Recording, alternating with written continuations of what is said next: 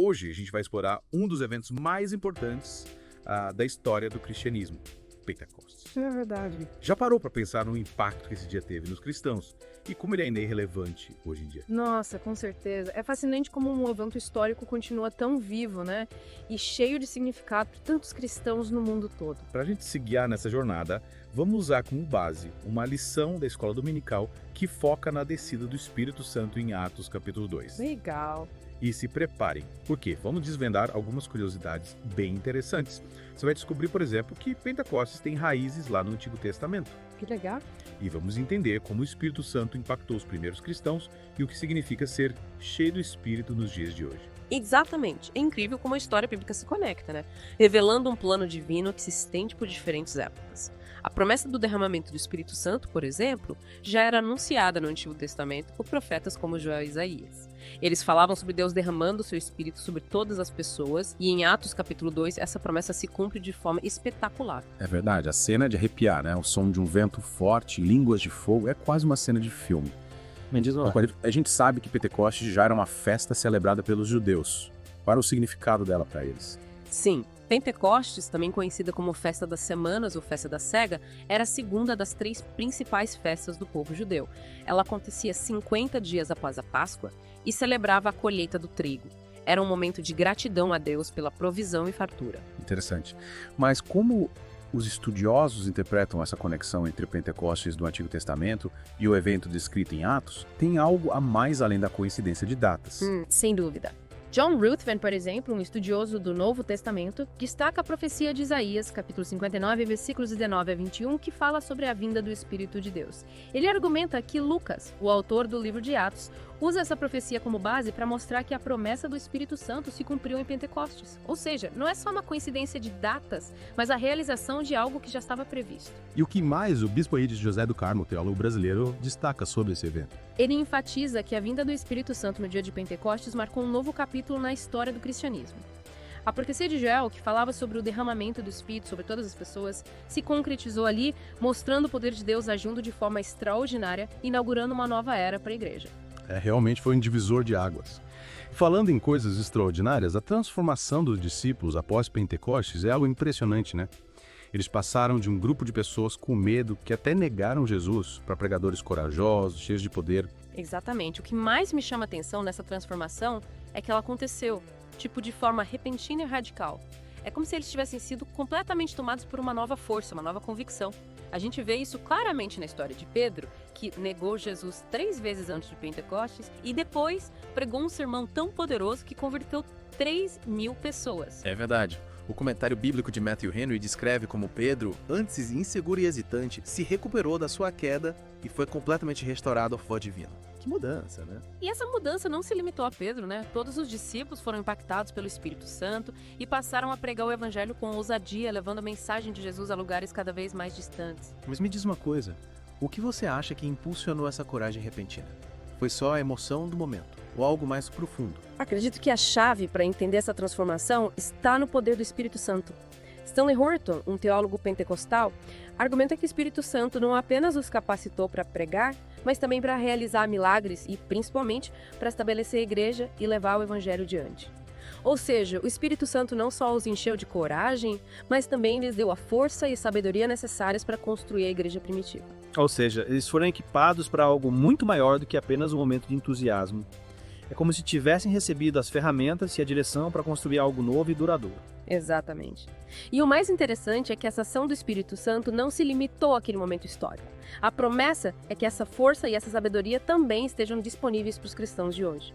Assim como os discípulos, nós também podemos ser cheios do Espírito Santo e experimentar o seu poder em nossas vidas. É isso que eu ia te perguntar. Se essa força está disponível para a gente hoje, como podemos acessá-la? Existe alguma fórmula mágica para sermos cheios do Espírito Santo? A Bíblia nos mostra que a oração e a busca constante por Deus são fundamentais para experimentarmos o poder do Espírito Santo em nossas vidas. Em Atos 4.31, por exemplo, a gente lê que os discípulos, após orarem juntos, foram cheios do Espírito Santo e anunciaram a palavra de Deus com ousadia. Então, a oração em comunidade pode ser um fator importante para recebermos o Espírito Santo. Exatamente. Quando nos reunimos em oração, unidos em um só propósito, abrimos espaço para que o Espírito Santo haja de forma poderosa em nosso meio. Mas a busca individual por Deus também é essencial. É na intimidade com o Pai, na leitura da sua palavra e na meditação em seus ensinamentos que a gente se conecta com o Espírito Santo e permite que ele nos guie e nos transforme. E como esse poder se manifesta no nosso dia a dia? Que diferença prática o Espírito Santo faz na vida de um cristão? Ele nos dá força para enfrentar os desafios, nos guia para tomar as decisões certas, nos consola nos momentos difíceis e nos capacita para vivermos uma vida que agrada a Deus. Parece que o Espírito Santo é como um superpoder que todo cristão pode acessar. De certa forma, sim. Mas é importante lembrar que esse poder não é para nosso benefício próprio, mas para que a gente possa cumprir a missão de Deus aqui na Terra, assim como os discípulos fizeram. Faz sentido. E que tipo de missão Deus nos confia hoje? A mesma que Jesus deu aos seus discípulos. Amar a Deus acima de todas as coisas e amar o próximo como a nós mesmos. E como o Espírito Santo nos ajuda a cumprir essa missão, essa é a parte mais interessante. Ele nos equipa com tudo que a gente precisa.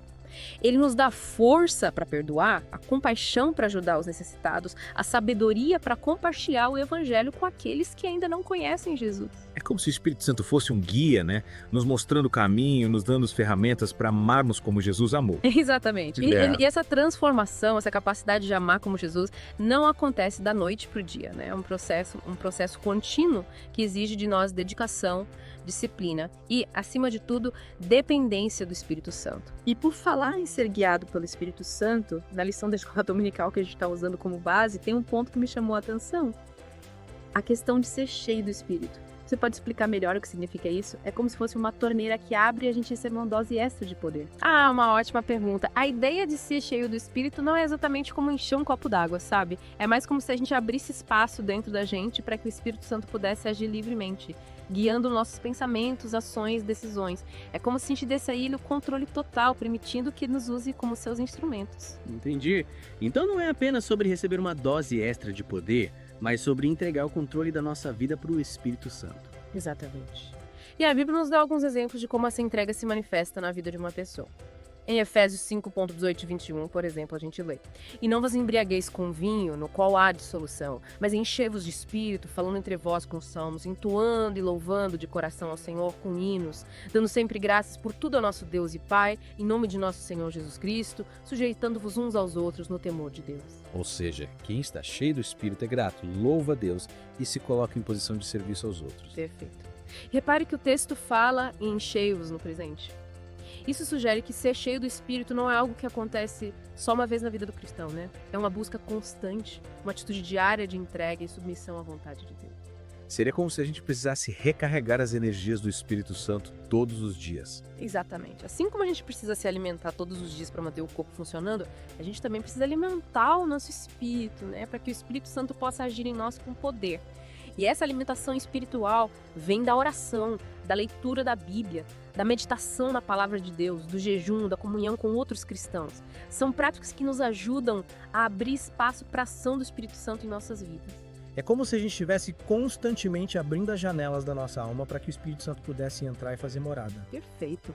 E quando a gente faz isso, abre espaço para uma transformação real nas nossas vidas. A gente passa a ter mais força para resistir às tentações, mais sabedoria para tomar decisões, mais compaixão para mais pessoas ao nosso redor. Enfim, o Espírito Santo nos capacita a viver a vida cristã de forma mais plena, mais autêntica.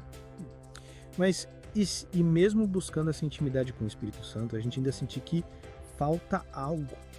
E se a gente ainda lutar contra as nossas fraquezas, os nossos pecados? A caminhada cristã é como uma maratona, sabe? Não é uma corrida de 100 metros. Haverá momentos de grande fervor espiritual, mas também haverá momento de cansaço, de desânimo, de vontade de desistir. O importante é não desistir de buscar a Deus, de cultivar a nossa intimidade com Ele e de depender do Espírito Santo para nos guiar e nos fortalecer.